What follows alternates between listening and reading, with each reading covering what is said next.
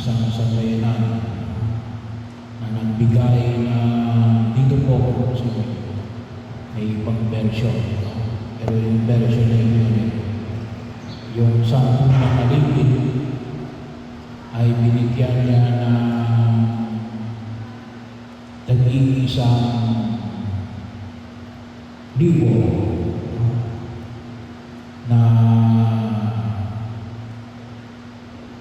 para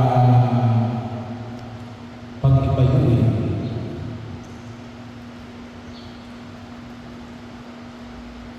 ano pala, tag-iisang salating pinto, hindi pa na 1,000, tag-iisang salating pinto.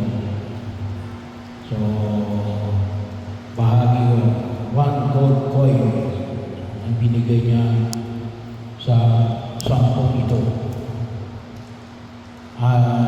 Well, alam naman natin na yung tema na ito ay tumutukoy sa pangangalaga, yung mabuting katiwala na nawa gamitin natin yung bagay na nasa atin upang higit na maging kapakapakinabang, maibalik natin sa talinaga na ito doon sa Panginoon, yung kanilang amo. Yung isa, ang ginawa lamang ay binalon na lamang sa panyo at itinago. Walang ginawa, itinago na lamang. Kaya nga sabi nga ulit na ng Panginoon, sana inilagay na lamang sa bangko. Naalala ko na lang ngayon, ngayon ay maliit yung interest sa bangko para din walang nangyari sa pera ko. Pinatago mo lang. Pero at least, kahit pa paano, ay nagkaroon ng interest. Yung binalon sa panyo na talagang wala. No? At bahagi rin ngayon, sabi nga natin ngayon, ngayong panahon na ito, may tinatawag pa natin ngayong devaluation ng pera. Yung 1,000 mo ngayon, kahit na yan ay pagkatapos ng 5 taon o 10 taon, 1,000 pa rin yan. Kailan may tinatawag tayong devaluation. Bakit? Yung 1,000 ngayon ay iba yung halaga ng 1,000 5 years ago. Kaya na nung una,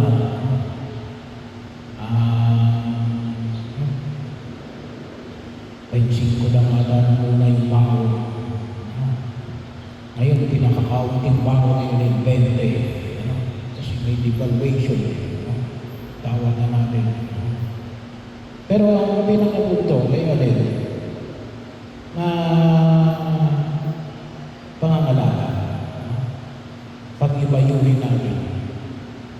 Bahagi yun na napakahalaga o sa nabanggit na pagkilos. Huwag natin sayangin yung biyaya na ipinagkaloob ng Diyos sa atin. Dito sa Ebanghelyo, ang tawag ay isang salating ginto. Kaya, ang katanungan ay kung tutusin ay alin, tayo ay binigyan ng isang salating ginto. So, ang bawang isa sa atin, well, tayo na lamang mag-isip ano ba yung ibinigay sa ating salating ginto. Sabi nga natin ay marami yun, hindi lamang pera, hindi lamang galing, hindi lamang yung oras, hindi lamang yung iba't ibang pamamaraan. Pero sabi nga natin ay ang hamon ay pinapaalala sa atin ay nagamit ba natin at napalago ba natin.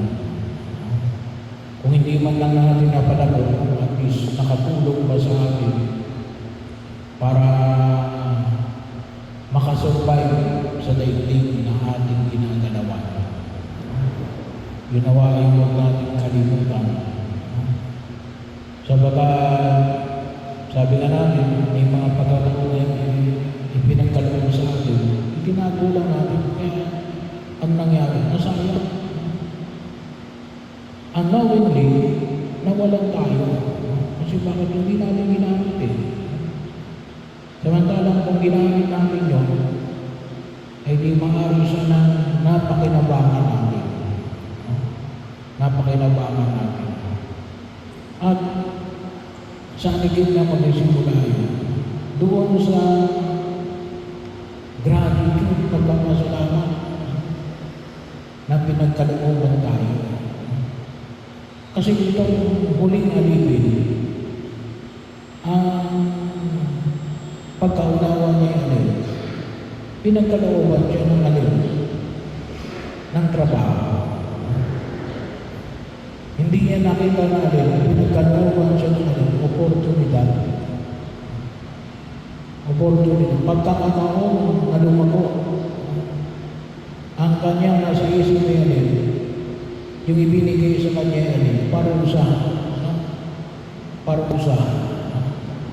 Yun ang kanyang pagkilala doon sa isang salaping ginto. Kasi kung tuturusin din naman, kasi habang wala yung kanilang amo, magtatrabaho din sila.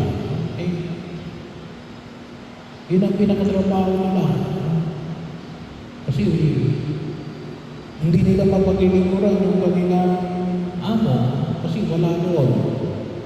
Kaya instead na sila ay nakatumanga na lamang doon, instead na sila ay kung tawagin natin ay pakuyo-kuyo-kuyo na lamang doon, binigyan sila ng alin, ng isang salaping ginto. At sila na yung bahala kung ano yung gagawin nila doon para lumago. At nakita natin na alin, yung lumago ng 10 times, 5 times. Hindi naman lahat ay, sabi nga natin, ay kinakailangan ay 10 times, 5 times. Kahit na siguro times 1 lang, okay lang din yung siguro yun. O kahit na siguro sabihin namin ninyo, ay break even lang. O maaaring siguro natin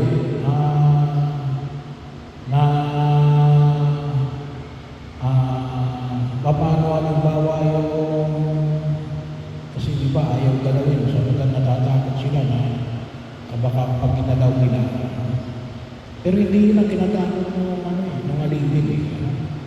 Hindi siya natakot na baka siya palugi. Natakot siya kasi yung kanyang pagpapaguran kukunin lang nung kanyang amo. Yun ang kinakatakot niya eh. Hindi niya nakikita yung kahalagahan ng kanyang katatayuan bilang bahagi ng kanyang paglilingkod. Pagkakataon niyo, kasi sa pansamantahan, yung sarili kong pansamantahan, kung sakaling yung isang gintong pilak na yun, ginawa niya ng pamamaraan para pagsunod doon sa kanyang amo. At kung sakaling nalugi siya, ito ay, kung tawagin namin ay out of the box, wala nang sumito eh. Ay, sa aking pagninilay, hindi siya paparusahan. Bakit? Kasi sumunod siya. Analin, pag sumikapan niya ng mga palago, no, ay bahagi rin o yun. No? Alam nyo, well, hindi ko lang alam kung sino yung mga nagbibusiness dito. Yung iba sa inyo, nagbibusiness. No? Ay, alam natin, ano, na isa sa mga karanasan sa pagbibusiness niya rin, we learn from experience. At isa sa my experience na kalimitan natutunan natin ni Alin, yung malugi. No? Doon rin kuminsan tayo natututo. No? Na alam na natin kung paano yung paglaro ng business. No? Kaya maaaring susunod, no? Ay kikita ka na. Kaya bahagi yun. Kaya makukutusin sa mga nagbi-business. No? Mayroong tinatawag na alin. Mayroong element, no? Margin of error. No? Mayroong margin of error. No? Mayroong kasama doon sa business natin na maaaring malugi ka. No? May margin of error rin eh. No?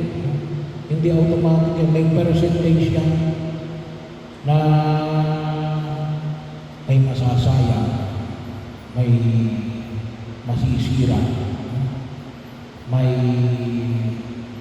hindi magbabayad, no? May makukupit. No? Bahagi yun, kaakibat yun doon. No? Kung makikita natin. Kaya, bahagi mo yun ng pagtugon. Pero ano yung maaaring mangyari? Ha? Sinunod ko yung sabi ng ako na palaguin mo ito. Na maaaring along the way ay hindi ka naging successful. Yun ang problema ng isang alipin. Hindi siya kasi hindi successful. Hindi siya nagtiwala doon sa kanyang amo. Na maranasan na yung karanasan na yun. Bakit?